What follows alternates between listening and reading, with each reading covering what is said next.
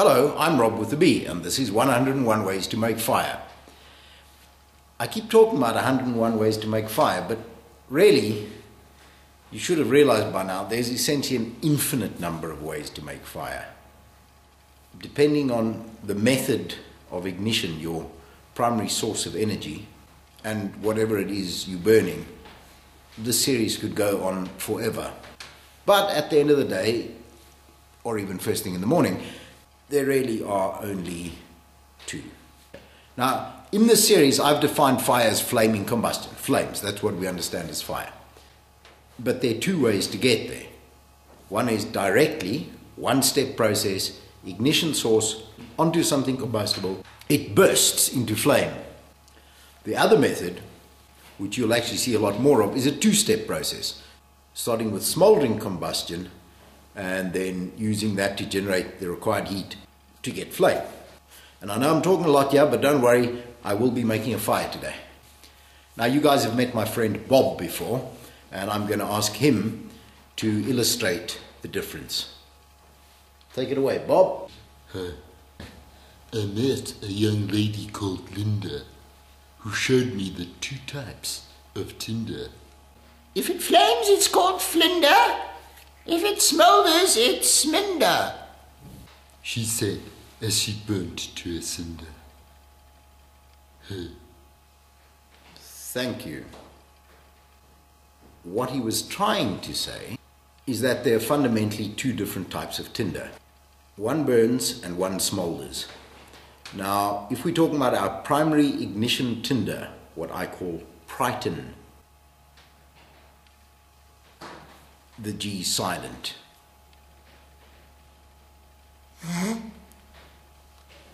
It's not silent. The thing that will absorb the energy we throw at it and get a chemical reaction going that can sustain itself. You basically have two options available to you, and which one you use will depend on what you have at hand and what the conditions are. Today we're going to look at flinder. Now we need to ask ourselves, what is fire? Not in a particularly philosophical kind of way, although we could. But I mean, what is it? That flame, what is it composed of? This is not a trick question. What it's composed of basically is burning gases. That's it. Now if we look at things that you're going to pick up in the forest, in the veld, in the bush, things that you're going to be able to burn, mostly they're not gas. You can make gas, and there's actually a number of different ways of doing it. But if you remember the video we made, I think I called it the Devil's Breath, where we made char cloth, you will realize that the process of pyrolysis, which is the thermal breakdown of organic material, releases gases which are flammable, mostly carbon monoxide. The problem is, how do you heat your combustible material to turn it into gas if you don't have a fire? As it transpires, we have a couple of options here. One is just to burn some gas. And I have some, empty. You've seen this one before. Okay, I've got a lot of empty lighters, but wait. There we go. We threw some sparks into the path of an oncoming gas. Under pressure, gas ignites. Happy birthday, we have fire. ROBwithaB, ROBwithaB. Or we could burn the vapors escaping from a liquid, like petrol. You throw a spark onto petrol. The petrol itself technically doesn't burn. What you ignite is the vapors above the petrol, what many of you are going to call gasoline instead, or gas, which just confuses me because gas is a liquid. But what we're talking about here is a solid thing, but only just. So wait. And you're about to see why we're inside the house at the moment rather than out there in the great outdoors where the background's likely to look a lot prettier. The foreground, unfortunately, what we have here is a kapok pod. kapok. It's the seed pod of a tree from the tropical areas of Central and South America. And there's one that's opened up, full of fluffy, downy material.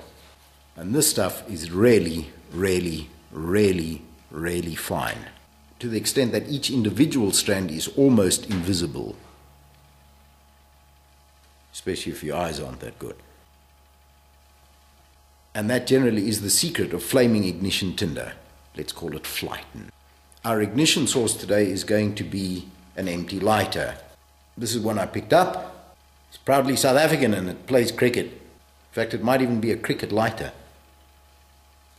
The idea here is that one of those tiny individual sparks, which doesn't have very much energy at all, is going to be enough to simultaneously pyrolyze a tiny piece of that, one individual strand, turn it into gas, and ignite that gas, all at the same time. The heat that's released by that will then pyrolyze additional pieces next to it and ignite them, and we have an ongoing chemical reaction. We have fire. In theory. In practice, let's see how that'll work. We're going to fluff this up. Nice and fluffy. I call it fluffy. So I'm going to put that in my hand. Ooh. Goodbye. And we have fire. Except that we don't.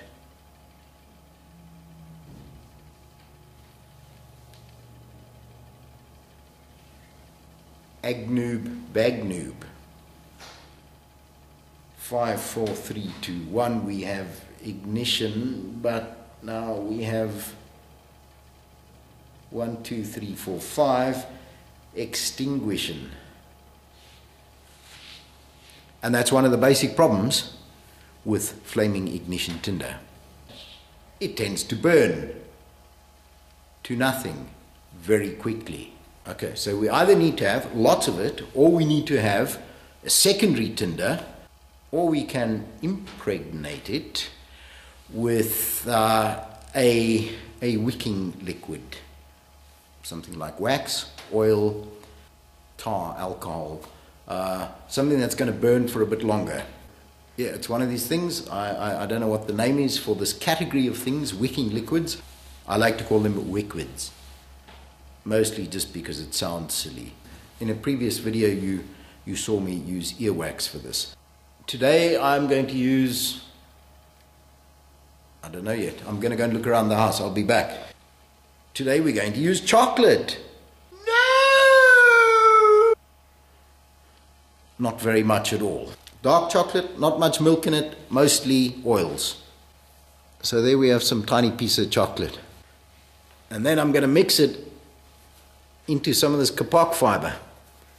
I'm just going to squish it all up. What I'm doing is making a wick.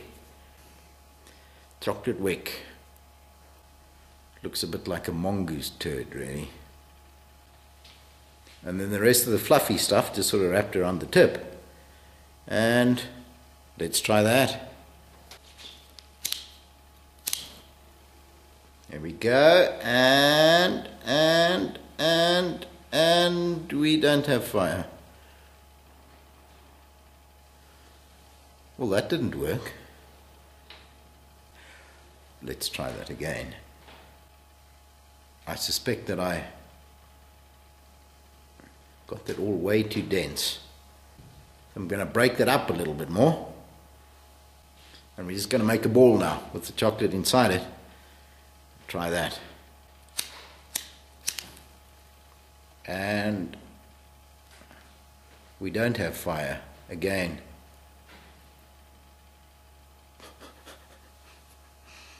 It doesn't always work, folks.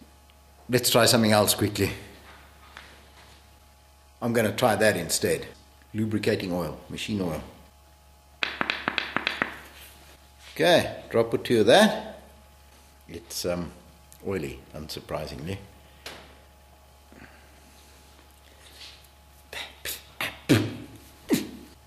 Take 3. And we have fire. Unga, bunga, our baby. Down there. Still going. Oop. I'm just using the husk of the kapok pod. But a couple of drops of oil and it's going to keep it going for a few minutes. So that's the trick. I take it back, not a few minutes. Sometimes agnew bagnew. Bye. Well, we had fire. Where did I leave my mojo today? It's because I'm inside. Got to go outside in the great outdoors. Ow. Chocolatey.